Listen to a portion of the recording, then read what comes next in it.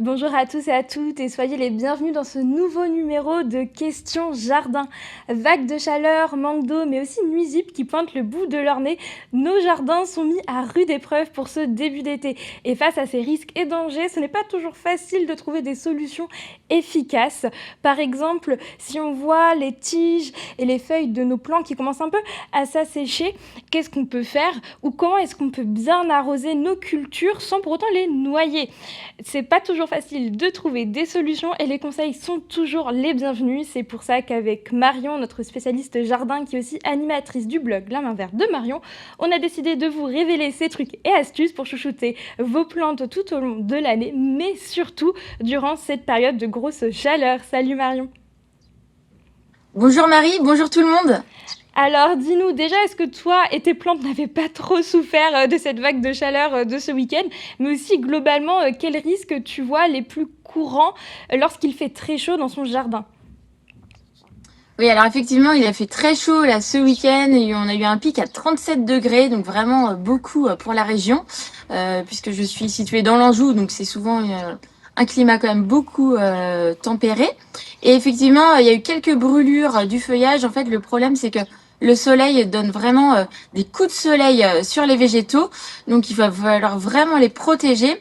Il peut y avoir quelques dégâts, surtout si vous avez planté des jeunes plants, il peut y avoir des brûlures au niveau des jeunes plants, même la mort des jeunes plants s'ils sont pas forcément ombragés.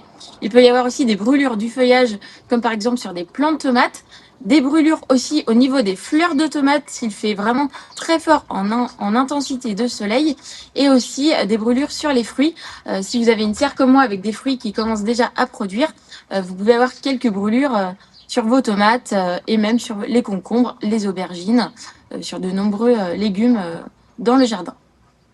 Merci Marion, on va voir avec toi un peu plus tard, donc du coup un peu plus ces risques. Mais en attendant, si vous aussi vous avez des questions, n'hésitez pas à nous les envoyer par le QR code qui s'affiche actuellement à l'écran. Vous n'avez qu'à le flasher, ou vous pouvez aussi renseigner le formulaire qui se trouve sur l'article qui supporte le player vidéo que vous regardez. Vous y mettez votre prénom ainsi que votre question et on y répondra en direct. On va commencer cette première partie d'émission en vous parlant déjà de savoir comment est-ce qu'on peut prendre soin de nos plantes lorsqu'il fait très chaud, avec une première question qui je pense va intéresser beaucoup d'entre vous puisque c'est une question de type arrosage et c'est Hugo de La Roche-sur-Yon, donc c'est en Vendée, qui nous la pose. Lui, il se demande est-ce qu'il vaut mieux arroser un peu tous les jours ou une fois tous les 2 jours. Il nous explique qu'il avait aussi entendu qu'arroser trop régulièrement n'incite pas la plante à développer des racines profondes. Donc effectivement Marion, il y a peut-être plusieurs écoles à ce sujet. Moi j'ai entendu qu'on pouvait aussi beaucoup arroser soit le matin, soit le soir. Qu'est-ce que tu vas conseiller à Hugo ? Oui, alors c'est vrai que par forte chaleur, déjà, je vous conseille d'arroser en dehors des températures qui sont très chaudes. Donc soit le matin ou soit le soir. On arrosera toujours de préférence au pied, on n'arrose jamais le feuillage, puisqu'avec le soleil, ça peut faire vraiment un effet miroir. C'est-à-dire que si vous arrosez le feuillage, avec la réverbération, avec le soleil, ça va brûler le feuillage. Donc déjà, on arrose toujours au pied, peu importe la plante, c'est vraiment quelque chose qui est important, et en plus de ça vous allez réduire les maladies. Ensuite, au niveau de la fréquence d'arrosage, c'est vrai quand il fait chaud on a tendance à arroser très souvent, une fois, 2 fois par jour même, ça peut arriver, et vraiment il faut pas arroser tout le temps, puisqu'en fait effectivement comme il dit, les racines restent vraiment en partie superficielle, c'est-à-dire qu'elles vont pas chercher à aller en profondeur, et du coup elles seront pas forcément performantes, puisqu'en fait il faut arroser de préférence une fois tous les 2 jours pour qu'elles aillent chercher en profondeur la quantité d'eau qui serait un petit peu plus en dessous dans le sol, et ça va permettre d'avoir une plante beaucoup plus résistante au stress, surtout quand il fait chaud comme ça, puisqu'elle va chercher en profondeur les réserves d'eau qui pourraient se trouver un petit peu plus ici. Donc c'est vraiment pour résister au niveau de la plante et être aussi résistante aux attaques de maladies et de ravageurs, puisque si elle est trop tendre, elle sera beaucoup plus confrontée à tous ces ravageurs-là. Alors, toutes les plantes n'ont pas forcément les mêmes besoins en eau. C'est une question aussi qui nous vient de Bernard, qui nous écrit depuis Nantes, en Loire-Atlantique. Il se pose la question par rapport à son laurier de rose. Il se demande à quelle fréquence est-ce qu'il peut l'arroser lors des périodes de canicule. Est-ce qu'il doit l'arroser plutôt tous les jours ou plus rarement ? Oui, alors, c'est un petit peu, je rejoins la question d'avant. En fait, il faut arroser plutôt, plus rarement, tous les 2 à 3 jours, vraiment espacer les arrosages. Effectivement, quand il fait chaud, on a tendance à arroser tous les jours, mais après il y a des techniques à mettre en place pour que justement la plante ne souffre pas. Donc ce que je peux conseiller, c'est d'arroser, par exemple, soit le matin ou le soir. Si c'est en pot, on va arroser plus qu'en pleine terre, puisqu'en pot, le pot va sécher beaucoup plus rapidement, il y a plus de vent, il y a moins de réserve aussi au niveau du sol, donc on va arroser beaucoup plus. Et ce qu'il peut faire, si c'est en pot, il va falloir mettre une petite soucoupe pour qu'il y ait une petite réserve d'eau et que l'eau remonte par capillarité avec l'absorption de l'eau par les racines. Ce que je conseille aussi pour éviter que ça sèche et que ça s'évapore très rapidement, il va falloir aussi pailler au niveau de la base de la plante, soit avec de la paille, des feuilles mortes, même de la tonte que vous avez. Alors en ce moment, c'est vrai qu'on ne tombe pas forcément beaucoup puisqu'il fait très chaud, donc la pelouse a tendance à griller qu'à pousser. Mais en tout cas, tous les végétaux qui se trouvent à proximité pour pailler facilement, éviter cette évapotranspiration pour justement garder la fraîcheur au pied et limiter d'arroser tous les jours, voire tous les 2 jours, et d'espacer au fur et à mesure les arrosages et surtout de bien surveiller la météo pour arroser et regarder la plante aussi, savoir un petit peu comment on réagit, si le feuillage devient plus coloré, si le feuillage a tendance à tomber, c'est des signes aussi que la plante a un petit peu soif, donc il va falloir arroser peut-être un petit peu plus ou un petit peu moins en fonction de ses besoins. Alors, toutes les cultures aussi ne supportent pas la chaleur de la même manière et en souffrent même. Ce sont le cas des hortensias de Corinne qui nous écrit depuis Saint-Alban, c'est dans la Haute-Garonne. Elle nous dit effectivement que ces hortensias ne vont pas très bien en ce moment et elle se demande avec le réchauffement climatique et la diminution de la ressource en eau, est-ce qu'ils sont condamnés et comment est-ce qu'on peut apprendre à nos plantes à résister tout simplement au stress hydrique? Oui, alors pour les hortensias, c'est vrai qu'en ce moment, ils ont très chaud. Les hortensias, sont des plantes qui aiment pas forcément le soleil direct. Donc en fait, déjà, il va falloir le mettre dans le bon endroit, c'est-à-dire à la mi-ombre ou même à l'ombre. Selon la taille des hortensias, il y en a qui consomment beaucoup d'eau, puisque vous voyez à l'écran, les fleurs sont vraiment très grosses. Et du coup, pour produire des fleurs de telle taille, elles ont besoin de beaucoup d'eau et aussi beaucoup d'engrais pour répondre à leurs besoins, pour fabriquer les fleurs et aussi pour bien s'épanouir. Donc effectivement, pour essayer de réduire la consommation en eau, ce que je recommande, c'est de mettre l'hortensia vraiment à l'ombre ou à la mi-ombre. À proximité d'un mur, en général, ils se plaisent bien puisqu'ils sont protégés du vent et souvent le vent assèche beaucoup le sol. Donc déjà, ça va permettre de réduire cette consommation en eau. Ensuite, il va falloir pailler au niveau du sol, comme je le disais juste avant. Vraiment de pailler, c'est vraiment ça qui va garder cette humidité au niveau du sol et ça va permettre d'espacer les arrosages. Lorsque c'est un petit hortensia, on a tendance à arroser plus puisqu'il faut que l'implantation racinaire se fasse. Et lorsqu'on espace les arrosages, les racines vont aller plus en profondeur, chercher les quelques gouttes d'eau qui se promènent en profondeur. Donc, moins vous allez arroser, plus les racines vont aller en profondeur et plus la plante sera résistante. Bien entendu, par forte canicule, on va quand même en prendre soin, les arroser régulièrement. Mais si vous espacez les arrosages, euh, au fil des semaines, normalement, la plante va se durcir et elle va être beaucoup plus résistante aux conditions climatiques qui sont un peu stressantes pour elle actuellement. Et normalement, il n'y a pas de souci, elle va s'adapter assez facilement à ces conditions-là. En rebond à ce que nous disait Corinne, c'est vrai qu'effectivement, on va connaître de plus en plus de périodes de vagues de chaleur, de sécheresse, et on demande déjà aux Français et Françaises de faire attention à leur consommation d'eau. Donc je me demandais quelles sont un peu tes astuces pour réduire la consommation d'eau, voire l'économiser quand on est jardinier et jardinière, tout en gardant peut-être un jardin quand même correct et agréable à voir et à cultiver. Oui, c'est vrai que pour jardiner, on a quand même besoin d'eau, donc il faut vraiment limiter au maximum sa consommation en eau et surtout, ça va vous permettre de faire des économies. Donc la première méthode déjà, c'est d'arroser au beau moment. Vous n'allez pas arroser à midi ou à 14 heures l'après-midi, puisque déjà quand vous allez arroser, la moitié va s'évaporer et vous n'aurez pas fait un arrosage performant. Donc soit vous arrosez tôt le matin ou plutôt en fin de journée, plutôt en début de soirée, en fonction de votre emploi du temps, bien évidemment, puisqu'en fonction du travail de chacun, on ne peut pas forcément arroser tout ça à la même heure, mais ces périodes-là, ça permet vraiment de rafraîchir le sol et que la plante puisse aussi l'absorber. Puisque quand il fait trop chaud, la plante est au ralenti, elle stagne et vous n'allez pas forcément faire un bon arrosage. Ensuite, au niveau de l'arrosage, vous avez des tuyaux goutte à goutte. Ça évite de consommer beaucoup d'eau, contrairement à des choses comme ça, en fait, juste un tuyau et une lance. Ça, c'est un arrosage qui est un petit peu trop grossier, vous allez en mettre partout et ça risquerait aussi d'apporter de l'humidité sur le feuillage. Donc, c'est des choses que je recommande pas forcément pour ce gain d'économie d'eau. Donc les tuyaux de goutte à goutte, ça permet vraiment d'arroser au cœur de la plante. Soit vous avez des pipettes pour piquer au cœur, au niveau du pied de la plante, soit vous avez aussi des tuyaux poreux, ce qu'on appelle, et en fait, ça va libérer tout le long du tuyau quelques gouttes d'eau. Donc vous allez pouvoir faire un arrosage automatique. Donc déjà, vous allez gagner du temps et aussi gagner de l'eau, puisque vous allez avoir une très faible consommation qui va arroser uniquement sur votre rang.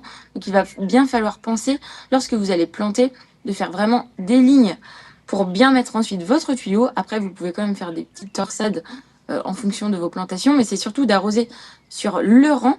Et comme ça va aussi permettre d'éviter d'avoir de la mauvaise herbe qui se développe à côté, puisque comme il n'y aura pas d'eau, normalement, il y a quand même beaucoup moins de risques de développement de plantes comme des adventices ou autres.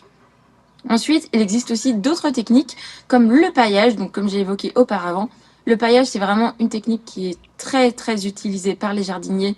C'est très facile. Ça permet aussi de réutiliser de la paille, des déchets que vous avez fait sécher, comme des feuilles mortes de l'hiver, des choses comme ça. Ça permet aussi d'enrichir le sol. Ça permet de gagner l'humidité au niveau du sol, d'éviter l'évapotranspiration lorsque vous aurez fait votre arrosage, et ça réduit aussi le développement des mauvaises herbes, donc moins de concurrence au niveau de l'eau. Il y a aussi d'autres techniques comme les zoyas. Donc les zoyas, ce sont des petits pots en terre cuite qu'on plante dans le sol, qu'on enterre environ à moitié ou 3/4, ça dépend aussi des formules, pour humidifier et laisser passer l'eau à travers ce contenant. Donc c'est des nouveaux systèmes qui existent depuis quelques années déjà, qui sont aussi très performants. Donc il y a quand même beaucoup de choses sur le marché. Et aussi pour économiser l'eau, vous pouvez avoir aussi des récupérateurs d'eau. Donc les récupérateurs d'eau de pluie que vous mettez au niveau de votre toiture. Il y a plusieurs capacités. Il y a des cuves qui sont très jolies pour décorer si vous avez juste une petite terrasse, pour arroser les pots sur votre terrasse. Vous pouvez même l'utiliser pour arroser vos pots en intérieur. Surtout que l'eau de pluie est en général plus performante que l'eau du robinet, puisqu'elle n'a pas été traitée. Il y a beaucoup de nutriments à l'intérieur. Donc c'est vraiment quelque chose que je vous recommande. Mais en tout cas, faites attention à votre consommation d'eau et d'arroser au bon moment pour limiter cette consommation. Merci beaucoup Marion pour ta réponse. On reçoit en direct une question qui nous vient de Jonas, qui nous écrit depuis Gourin, c'est dans le Morbihan. Il nous demande, avec les fortes chaleurs, est-ce que je dois plus arroser mes courgettes? J'ai l'impression qu'elles absorbent l'eau trop vite. Alors oui, effectivement, un plant de courgettes, ça consomme beaucoup d'eau, puisqu'en fait, lorsqu'une courgette se développe, ça prend facilement 1 mètre carré et ça produit très très rapidement des courgettes. Donc effectivement, il va falloir arroser un petit peu plus que s'il faisait 20 ou 22 degrés, parce qu'elle va consommer plus. Ça va sécher très rapidement aussi, puisque c'est des feuilles qui sont très tendres, donc tout est gorgé d'eau. La courgette, le fruit est gorgé d'eau aussi, donc effectivement, elle va consommer plus. Ce que je peux lui recommander, c'est de mettre donc du paillage au pied, d'arroser tôt le matin. S'il voit que la courgette est complètement fanée, les feuilles retombent sur le sol, qu'il ne s'inquiète pas, puisque le lendemain matin, ça remonte très facilement. C'est juste le coup de soleil qui a fait vraiment affaiblir cette plante-là.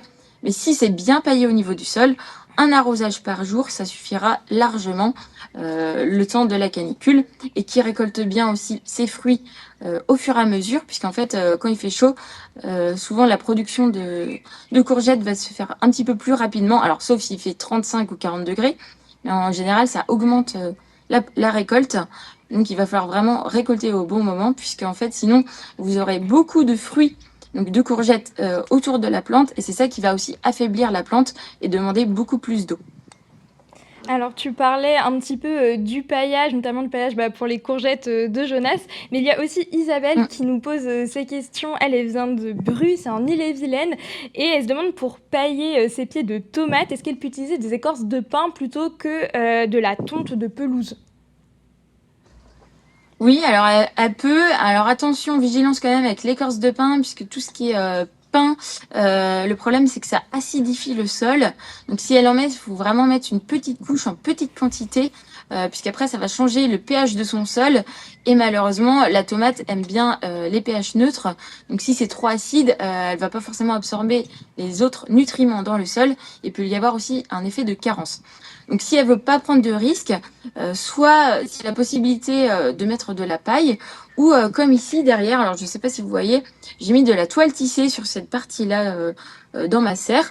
La toile tissée, alors effectivement c'est du plastique, mais ça permet de le réutiliser chaque année. Donc ça fait au moins 4-5 ans que j'utilise cette bâche-là. Je peux l'utiliser encore de nombreuses années. Ça fonctionne aussi très bien.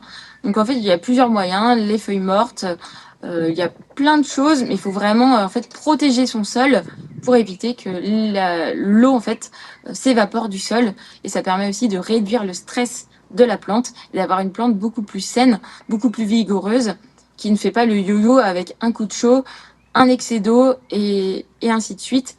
Donc normalement la plante sera quand même plus belle et plus productive. Alors c'est vrai aussi qu'avec les beaux jours, des fois, on a tendance à vouloir sortir assez vite sa tondeuse, mais comme tu l'évoquais, Marion, ce n'est pas toujours bon quand la pelouse est assez sèche. Et justement, Gérard, qui nous écrit depuis la Seine-et-Marne, il se demande à quelle hauteur est-ce qu'il peut la tondre, sa pelouse, lorsqu'il fait sec et chaud. Oui. Alors en fait, moi déjà, je dis toujours, il faut anticiper sa tonte. C'est-à-dire qu'il faut regarder un petit peu la météo. Et souvent, à partir de juin, certaines pelouses, ça dépend bien évidemment des régions, commencent à griller. Donc pour éviter et réduire cet effet-là, il va falloir tondre plus haut. Pourquoi? Tout simplement parce que si vous tondez plus haut, ça va faire un petit peu d'ombre sur les pousses qui sont à côté. Et aussi, il va falloir tondre en mulching de préférence. Alors, en fonction de votre équipement, bien entendu, il va falloir adapter. Mais si vous faites en mulching, c'est-à-dire que vous allez couper l'herbe va rester sur le sol et ça va apporter déjà un petit peu plus d'humidité, et aussi ça va apporter de l'azote puisque la tonte qui aura été déposée, ça va enrichir le sol. Donc ça, c'est vraiment quelque chose qui est important puisque justement, ça va donner plus de vigueur à votre pelouse. Il va falloir aussi regarder donc la météo, puisque si vous voyez que dans les semaines à venir, ils annoncent chaud, très chaud même, il va falloir commencer à tondre un petit peu plus haut. Et en général, les tondeuses, on tond environ entre 6 cm et 8 cm. Il faut savoir que les robots de tonte sont programmés, entre guillemets, puisque c'est vous qui mettez la hauteur que vous souhaitez. Mais en général, vous pouvez tondre de 20 mm à 70 mm selon la référence.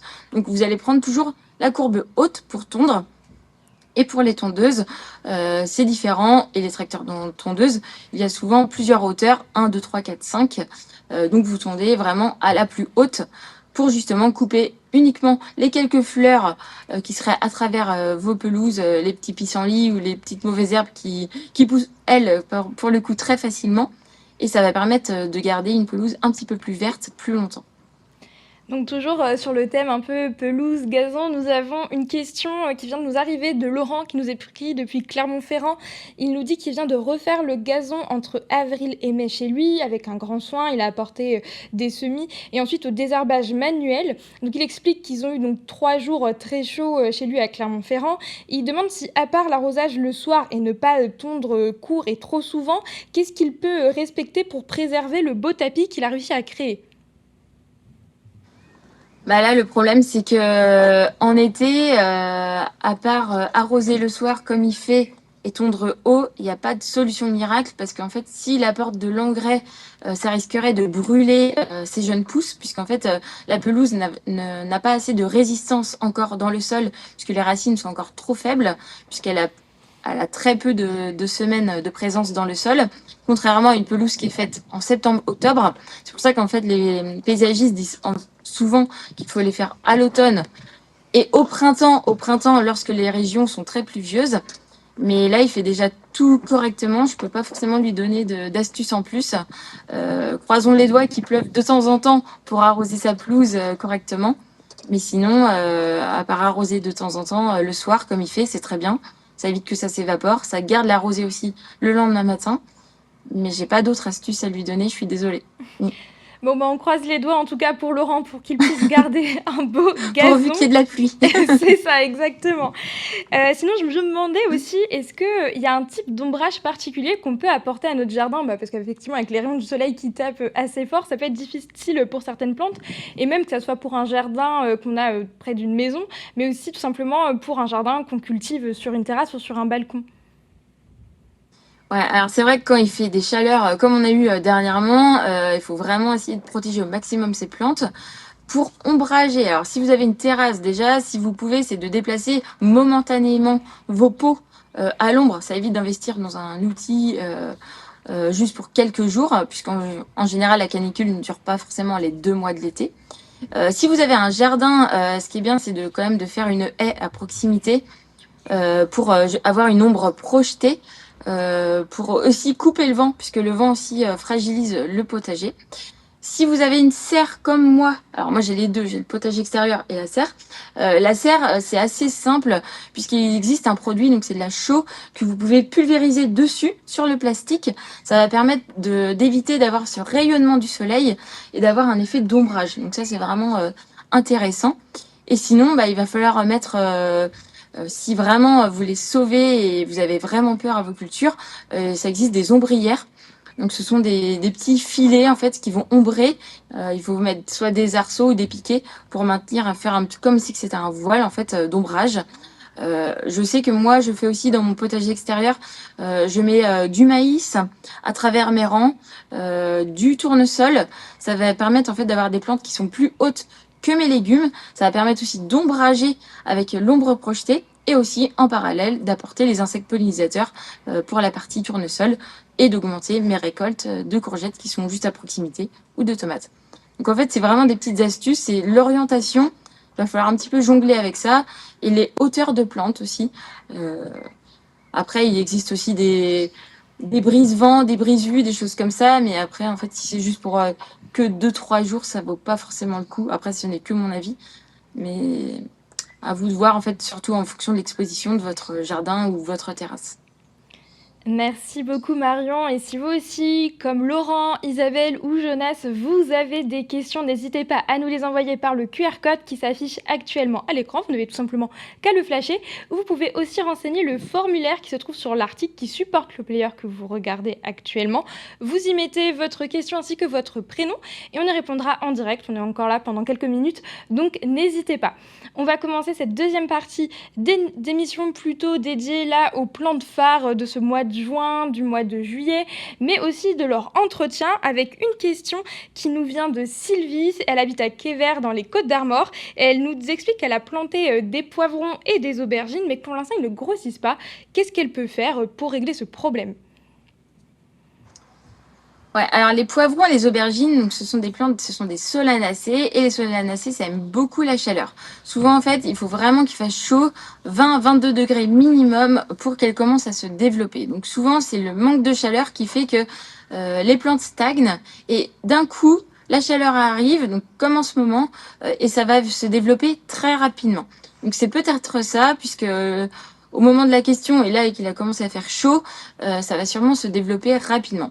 Ensuite, il va falloir aussi apporter de l'eau, puisque si vous arrosez vraiment pas beaucoup ou qu'il n'y a pas forcément de paillage, si on arrose une fois de temps en temps, malheureusement, la plante est un petit peu sur sa réserve. Elle n'a pas assez d'énergie pour se développer correctement. Donc, il faut vérifier qu'elle ait vraiment sa quantité d'eau suffisamment et aussi d'apporter de l'engrais. Si elle n'a pas apporté de compost à la plantation ou d'engrais pendant la culture, c'est encore le bon moment de le faire. Donc, il va falloir en apporter puisqu'en fait, c'est ce petit coup de boost qui va peut-être manquer à la plante pour qu'elle se développe correctement. Donc, il y a juste à attendre le beau temps. Donc là, normalement, on l'a à peu près partout en France. Et ensuite, de bien arroser et elle verra vraiment une réelle différence dans les jours à venir. Merci Marion pour ta réponse. On reçoit maintenant une question qui nous vient de Diamanka qui habite au Sénégal, qui nous demande quels sont les meilleurs produits pour les potagers. Donc par produit, je pense qu'il peut sous-entendre sûrement des légumes, peut-être des engrais. Bon, je sais que tu ne vis pas toi au Sénégal Marion, mais peut-être as-tu quand même des petites astuces ou des choses que tu peux lui donner comme conseil à planter dans son jardin. Oui, c'est vrai que la question est un petit peu difficile à répondre. C'est très vague puisqu'il existe de nombreux produits selon les cultures, effectivement, puisque comme c'est pas forcément le même pays, c'est pas les mêmes pratiques, puisqu'on n'a pas forcément le même climat non plus. Déjà, en tout cas, ce que je peux dire, c'est vraiment euh, en produit qui est intéressant, ça va être de nourrir le sol, c'est-à-dire qu'il va falloir apporter des engrais pour les cultures. Toutes les cultures ont besoin d'engrais, certaines un petit peu moins que d'autres, mais en général, il faut de l'engrais pour justement qu'elles grossissent. Donc les engrais que je peux recommander, c'est vraiment tout ce qui est naturel, à faire soi-même.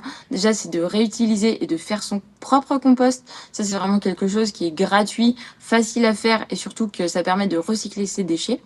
Ensuite, il y a aussi tout ce qui est fumier. Si par exemple il y a une ferme à proximité, il peut y avoir du fumier de cheval, des choses comme ça qui peuvent être réutilisées. Et aussi de faire aussi son propre purin, les purins de bananes, les purins d'ortie, de prendre des plantes dans la nature et de faire son propre purin pour enrichir ses cultures très facilement. Ensuite, en autre astuce et produit que je pourrais lui proposer, ça va être aussi sur la partie protection des plantes, puisque je suppose qu'elle aussi, enfin que cette personne-là aussi a les mêmes problèmes qu'ici, c'est-à-dire tout ce qui est insectes et maladies sur les cultures. Il y en a un petit peu partout, peut-être pas forcément les mêmes. Mais en tout cas, tout ce qui est partie naturelle, je sais que moi j'utilise beaucoup du savon noir, du bicarbonate de soude pour lutter contre tout ce qui est puceron, le bicarbonate contre l'oïdium, par exemple sur les courgettes. Il y a aussi le mildiou sur la tomate. Il y a pas mal de choses. Je pense qu'on a les mêmes problèmes en commun, je suppose. Après, je dis ça, je n'habite pas au Sénégal, mais à se renseigner quand même. Et puis après, vu le climat, il va falloir aussi qu'elle fasse attention à son arrosage, comme on a parlé auparavant. Donc vraiment optimiser ses arrosages avec des systèmes de goutte à goutte pour vraiment la consommation en eau de réduire au maximum, mais en même temps d'apporter l'eau nécessaire pour les plantes, puisque malheureusement, si on n'arrose pas, les plantes seront quand même beaucoup plus stressées, beaucoup plus petites, avec des rendements qui seront quand même un petit peu moins performants, surtout pour tout ce qui est légumes, fruits, qui ont besoin de beaucoup d'eau. Donc, c'est ce que je peux lui recommander. Après, elle peut mettre des plantes qui consomment moins d'eau que d'autres. Des variétés aussi, il faut bien faire attention à ça. Adapter à son climat, bien évidemment. Donc, plutôt de faire attention à ça. Et je me demandais justement quelles sont les plantes qui vont mieux résister à des climats un peu plus chauds, un peu plus arides. Alors, les plantes, donc toujours dans le potager, puisque il peut y avoir pas mal de plantes différentes. Tout ce qui est tomates, ça résiste vraiment bien. On a tendance à trop les arroser, souvent, puisqu'en fait, c'est tout ce qui est solanacées, en fait, ça résiste très bien. Donc, les poivrons, les aubergines, les piments, sont vraiment des plantes qui peuvent être ne pas arroser plusieurs jours d'affilée et qui résisteront très bien. Donc ça peut être des choses qui sont mieux à mettre dans les jardins que des courgettes qui consomment beaucoup d'eau puisqu'elles sont beaucoup plus grosses, tendres et gorgées d'eau, quoi. Merci beaucoup Marion. Je me disais aussi, comme nous, on peut avoir de temps en temps un peu des coups de soleil quand les rayons de soleil sont trop forts, voire un peu notre peau qui peut vraiment être bien attaquée. Je me disais, est-ce que pour les légumes, pour les plantes, c'est un peu pareil? Est-ce qu'ils peuvent brûler avec le soleil? Oui, alors effectivement, c'est un petit peu comme nous. On peut avoir des brûlures liées au soleil, donc ça peut être des brûlures au niveau des feuilles principalement. Si le soleil tape vraiment fort, on peut avoir des brûlures. Donc là, en photo, vous voyez, c'est un poivron qui a été brûlé par le soleil. Donc il n'est pas brûlé sur la totalité du poivron, puisqu'en fait, comme c'est un coup de soleil, ça va taper à un instant T et ça va brûler une zone. Ça va cuire la peau du poivron et du coup, ça va vraiment faire ce résultat-là. Donc les poivrons essentiellement. Il y a aussi même les tomates.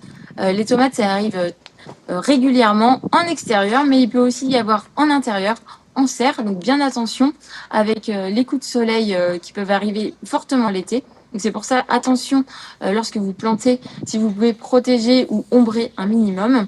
Et puis, vous pouvez aussi l'avoir sur tout ce qui est aubergines, même les concombres. Des fois, lorsqu'ils sont sur le sol, il fait très chaud. Vous pouvez mettre un paillage. Le paillage va éviter en fait cette réverbération du sol sur le légume et du coup, ça va en fait atténuer ce phénomène. Donc, je vous recommande fortement par rapport à une toile tissée qui serait noire. Là, il y a plus de risques puisqu'en fait, le soleil est attiré par cette couleur-là. Mais si vous mettez de la paille, ça sera quand même beaucoup moins intense au niveau du coup de soleil. Donc, bien faire attention au coup de soleil puisque après, le problème, c'est que vous devrez manger qu'une partie de votre légume. Donc, c'est quand même dommage. Merci Marion. On reçoit aussi une question de Danielle qui nous écrit depuis Sarzeau, c'est dans le Morbihan. Donc elle nous demande s'il faut couper les feuilles de betterave afin qu'elles puissent grossir en terre et davantage. Alors, pas forcément, je sais qu'il y en a qui le font, c'est plus une question de principe. Mais en fait, si vous coupez les feuilles, vous en laissez que quelques-unes, le problème c'est que vous allez réduire la photosynthèse de la plante. Donc c'est pas forcément bon puisque vous allez affaiblir cette plante-là. Et lorsque une plante est affaiblie, souvent elle attire d'office tout ce qui est ravageur ou les maladies. Donc souvent, c'est pas forcément le bon compromis. Ce que je lui recommande, c'est de couper uniquement les feuilles qui sont marrons ou qui commencent à dépérir. Puisque certaines se sacrifient pour que le cœur pousse ou pour faire grossir cette racine. Donc, il peut faire ça. Et après, toujours le même principe, on paille pour garder toujours cette humidité au sol. Et comme ça, il n'y a pas de stress pour la plante et elle va pousser en continu. Donc, s'il veut faire grossir ça, il faut arroser peut-être un petit peu plus, peut-être qu'il n'arrose pas. Et ensuite, de pailler. Je sais que moi personnellement, voilà pour tout vous dire, je fais mes propres plants de betteraves en plaques alvéolées. Et ensuite, après, je les plante directement un par un en pleine terre et je paille à chaque plantation de plants. Et ça permet d'avoir des belles betteraves qui sont pas stressées et surtout qui sont bien grosses et bien juteuses, bien gourmandes, avec beaucoup de saveur. Merci Marion. On arrive maintenant dans la dernière partie d'émission. Et oui, le temps passe vite devant questions jardin. Là, on va vous parler un peu plus des questions plus hors sujet, qu'on a reçu aussi des questions sur les nuisibles, par exemple aussi, comme celle de Jean-Michel qui habite à Liesse, c'est dans la Vendée. Lui nous dit qu'il n'arrive pas à faire pousser des navets dans son jardin, que les feuilles, elles sont trouées et que le navet ne grossit pas. Quel traitement il peut opérer? Donc, je suppose que si certaines feuilles sont trouées, il y a sûrement un nuisible qui n'est pas très loin. Mais Marion, tu peux peut-être lui confirmer ceci. Oui, alors d'après la description, ça ressemble fortement à des altises. Donc les altises, c'est un petit insecte qui saute, que vous retrouvez aussi beaucoup sur les choux. On en voit beaucoup en ce moment. Enfin voilà, j'en ai aussi dans le potager actuellement. Et en fait, les altises, pour essayer de s'en débarrasser, déjà il existe des petits filets anti-insectes qui peuvent être mis dès la plantation lorsqu'ils sont en jeune plant dans le sol. Ça peut être une petite barrière anti-insectes. Et ensuite, il faut savoir que les altises, ça n'aime pas du tout l'eau. Donc, au moment de l'arrosage, au lieu de mettre un arrosage avec un tuyau poreux, il faut tout simplement arroser le feuillage. Et l'insecte n'aime pas du tout ça. Et normalement, à force d'arroser le feuillage comme ça devrait partir assez facilement. Et ensuite, après, pour faire grossir le navet, puisque en fait, l'insecte va affaiblir la plante, pas forcément le faire mourir entièrement, mais en tout cas, la photosynthèse sera vraiment au ralenti. Donc, pour le faire grossir, il faut aussi arroser, parce qu'en fait, si c'est dans un sol très sec ou très dur, il va falloir quand même donner un petit peu d'énergie. J'aurais bien aimé savoir s'il avait mis du compost ou pas à la plantation, parce qu'il faut de l'énergie et aussi de la nourriture pour que ça se développe. Donc, si déjà il arrose un petit peu plus, ce qui fait et sur le feuillage, les altises devraient partir et le navet va grossir, sachant que lorsqu'il fait chaud, la plante est au ralenti. Donc dès qu'il va faire un petit peu moins chaud, disons, normalement ça devrait repartir à pousser, donc ça devrait aller mieux. Bon on espère en tout cas que pour les navets de Jean-Michel, ça ira mieux. Mais on a reçu d'autres questions de lecteurs en direct qui eux aussi ont d'autres problèmes avec des nuisibles, comme Léa qui nous écrit depuis Beauvais. Elle nous dit que les feuilles de ses fraisiers sont pleines de trous et les fraises disparaissent avant d'être mûres. Elle imagine donc que quelques limaces sont passées par là. Et donc comment est-ce qu'elle peut faire pour protéger ses plantes? Oui, les fraisiers, effectivement, les limaces aussi, les escargots, en fait, ils aiment bien se promener un petit peu autour de ces plantes-là. Pour s'en débarrasser, alors s'en débarrasser, pas forcément, mais au moins pour les éloigner, ce qu'elle peut faire, c'est mettre de la cendre de bois, de barbecue, par exemple, qu'elle a chez elle, de mettre autour, faire un anneau autour de la plante. Ça va faire en fait une petite barrière et souvent ils aiment pas franchir cette barrière-là parce que ça va les dessécher lorsqu'ils vont passer. Donc ça peut être aussi tout ce qui est coquille d'œufs écrasées, puisqu'en fait lorsqu'ils vont passer comme si c'est un mollusque, ça risquerait de les couper. Donc ils vont pas forcément apprécier. Alors peut-être que certains vont passer, mais ça va quand même réduire ce phénomène. Ensuite, il peut y avoir aussi d'autres astuces. Par exemple, déjà de mettre un filet anti-oiseau qui est très serré, ça va déjà repousser un petit peu tout ce qui est escargot. Les limaces, selon la taille du filet, ça va peut-être passer. Mais en tout cas, ça va être vraiment une petite vigilance par rapport à ça. Si elle peut, c'est de les enlever aussi à la main. Et si elle a des poules, elle peut aussi leur donner à manger, puisqu'elles sont très friandes des limaces. Donc vraiment de surveiller, puisqu'après, il existe aussi des petits granulés biologiques pour essayer de les tuer ou de les repousser. Il existe plusieurs systèmes en fonction de ce qu'elle a chez elle. En fait, il va falloir qu'elle adapte. Merci Marion. Là, c'est Jean-Michel qui nous écrit, lui, il n'est pas infesté de limaces, mais de mildiou qui commence à envahir un petit peu ses tomates. Il nous demande comment est-ce qu'il peut le traiter, ce mildiou. Ouais, alors le mildiou, c'est vraiment la maladie que tous les jardiniers redoutent. C'est vraiment une maladie qu'on a essentiellement sur les tomates, aussi sur les pommes de terre. Donc déjà, bien qu'ils fassent attention pour l'année prochaine de surtout pas planter au même endroit. Parce qu'en fait, comme c'est un champignon, le champignon peut rester dans le sol. Et s'ils plantent l'année prochaine au même endroit, si les conditions climatiques seront favorables au mildiou, à ce développement-là, ça va réapparaître. Donc déjà, attention à ça. Ensuite, pour traiter, il peut traiter avec de la bouillie bordelaise. Ça fonctionne assez bien. Donc ça va arrêter le développement du champignon. Les feuilles seront quand même atteintes avec ce champignon-là ou même les tiges, puisqu'en fait ça fait des tronçons noirs aussi, selon la gravité du symptôme. Mais c'est pas parce qu'il y a cette marque-là que la plante ne peut pas produire de tomates après. Donc ça va vraiment stopper ce phénomène. Il peut y avoir aussi des solutions naturelles comme de pulvériser du bicarbonate de soude, puisque c'est un antifongique. Ça fonctionne assez bien, mais en fonction de l'état de santé de ces tomates, peut-être privilégier plus la bouillie bordelaise que le bicarbonate, plus en prévention.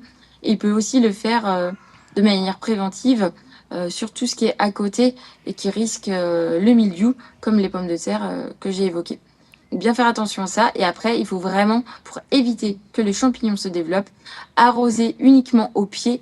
On n'arrose pas le feuillage. Là, on a des conditions qui sont sèches. Donc, normalement, le champignon ne se développe pas. C'est vraiment quand il fait chaud et humide. Donc, vraiment, on arrose uniquement au pied. Et après, normalement, s'il y a du vent, il faut vraiment aérer. Tailler aussi les tomates. C'est-à-dire que si vous enlevez pas les gourmands, la plante sera très touffue et il y aura une mauvaise circulation d'air à l'intérieur. Et ça, cette mauvaise circulation d'air va favoriser le développement du champignon. Il ne faut pas hésiter de tailler et d'enlever toutes les feuilles jusqu'au premier, voire deuxième bouquet. D'enlever les gourmands. Déjà, ça va l'assainir, la plante. Et ensuite, de passer un petit coup de traitement, soit de bicarbonate ou de bouillie bordelaise. Et normalement, ça devrait quand même aller beaucoup mieux dans les semaines à venir. Bon, on espère, Jean-Pierre, que vos plantes de tomates iront mieux dans quelques semaines. Là, nous recevons une question de Laurent qui habite à Bétail, c'est dans le Lot. Il nous demande qu'est-ce qu'on pense du compost de déchets verts. Donc, pour préciser, il nous disait que ça avait été mis en place dans son département, mais peut-être Laurent ou d'autres, vous ne le savez pas, mais en fait, ce n'est pas réservé qu'au Lot, ce fait de trier un peu plus les déchets verts, puisqu'en fait, c'est quelque chose qui a été généralisé depuis le 1er janvier 2024, le tri des biodéchets, notamment pour alléger les poubelles et produire un peu plus de compost et de biogaz. Et donc, en fait, les collectivités locales, elles sont un peu contraintes maintenant de donner à leurs habitants, donc, soit de mettre en place des composts partagés, ou au contraire, de pouvoir donner des composts individuels, généralement, qu'on doit un peu payer quand même. Et donc globalement, Marion, qu'est-ce que toi, tu penses du fait du compost et des déchets verts? Qu'est-ce que ça t'apporte, par exemple, dans ton jardin? Oui, effectivement, le compost, en fait, c'est une très bonne pratique, pour un jardinier puisqu'en fait, ça permet vraiment, comme tu l'as dit, de recycler, tous les déchets, alors du potager, effectivement, la tonte de pelouse aussi, tout ce qui est feuilles mortes lorsque vous, nettoyez votre terrasse après un coup de vent, qu'il y a beaucoup de feuilles qui sont allées dessus, sur votre parking, tout ce qui est, déchets, de cuisine, les lorsque vous, voilà, vous consommez des coquilles d'œufs. Enfin, il y a beaucoup de choses qu'on peut mettre dans le composteur, pardon. Et ensuite, après, en fait, ça va se dégrader et ça va permettre de réutiliser ce compost dans le potager pour enrichir vos cultures. Ça va améliorer la structure de votre sol. Ça va apporter des nutriments dans le sol. Ça va favoriser aussi tout ce qui est biodiversité, donc avec tout ce qui est vers de terre à l'intérieur de votre sol, puisque s'il n'est pas enrichi, vous aurez un sol très pauvre, il y aura peu d'activité à l'intérieur et ça c'est vraiment quelque chose qui est très performant puisque grâce à ça, vous aurez des cultures qui seront bien généreuses, qui seront en bonne santé, vous aurez des bonnes récoltes, puisqu'en fait c'est ça qui va permettre aussi de nourrir vos plantes qui en ont besoin, puisqu'en fait lorsqu'une plante fait des fleurs et des fruits, ça puise dans ses réserves. Et s'il n'y a pas une réserve de nutriments au niveau du sol, malheureusement, elle sera affaiblie, vous aurez très peu de récoltes. Une plante affaiblie dit une attaque souvent de ravageurs ou de maladies. C'est un petit peu comme nous, lorsqu'on est en bonne santé, qu'on mange bien, qu'on s'alimente bien, qu'on fait pas mal de choses, en général, on a moins d'attaques que lorsqu'on est un petit peu plus faible. Donc, c'est vraiment quelque chose qui est intéressant. C'est gratuit en plus, puisque vous le faites directement chez vous. Si vous habitez en ville, vous n'avez pas forcément de composteur. Vous avez votre petit composteur à main que vous allez dans une collecte partagée. Et en général, vous pouvez réutiliser et récupérer du compost gratuitement en fonction des communes. Bien évidemment, il faut se renseigner, mais c'est vraiment quelque chose de très utile que vous pouvez mettre aussi dans vos pots, sur vos terrasses, les carrés potagers. Vous n'avez pas besoin de mettre en pleine terre. Dans les pots, ça fonctionne très bien aussi pour nourrir vos plantes. Merci beaucoup Marion. Maintenant, c'est la fin des questions et on va directement passer à notre séquence outillage.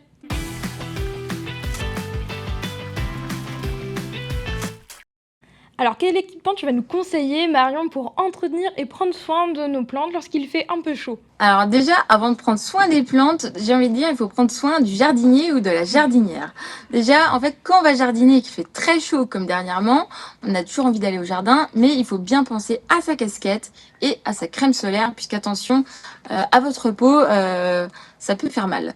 Ensuite, au niveau des outils, ça va être l'arrosage qui est primordial quand il fait très chaud. Donc, je l'ai évoqué pendant l'émission, vous avez tout ce qui est goutte à goutte, tuyau poreux et aussi le simple tuyau d'arrosage, comme ici avec une bonne pomme d'arrosage avec plusieurs jets différents en fonction de l'arrosage que vous souhaitez. C'est vraiment la base pour pouvoir prendre soin de vos cultures et surtout les rafraîchir. Et ensuite, en dernier outil, ça va être le sécateur, puisque à partir de fin juin, début juillet, on va commencer à faire les premières récoltes de courgettes, de tomates, en fonction de la région, bien évidemment. Donc, je recommande fortement de récolter avec un sécateur, puisque des fois, on a tendance à tirer sur les tomates ou sur les courgettes, et il peut y arriver parfois que la courgette se casse mal, même en tournant, en faisant le bon geste, ça casse mal et on casse le plant de courgette. Donc si vous en avez mis un ou deux dans le potager, ce serait quand même dommage de ne pas avoir utilisé un sécateur. Merci Marion et je rajouterai, n'hésitez pas non plus à prendre une petite gourde avec vous parce qu'il n'y a pas que vos plantes qui ont besoin d'eau durant l'été. Merci en tout cas Marion à toi pour tous tes conseils et merci surtout à vous de nous avoir regardés jusqu'au bout et d'avoir posé vos questions. Question Jardin, ça revient dans un mois. En attendant, prenez soin de vos cultures cet été et je vous souhaite une bonne fin de journée.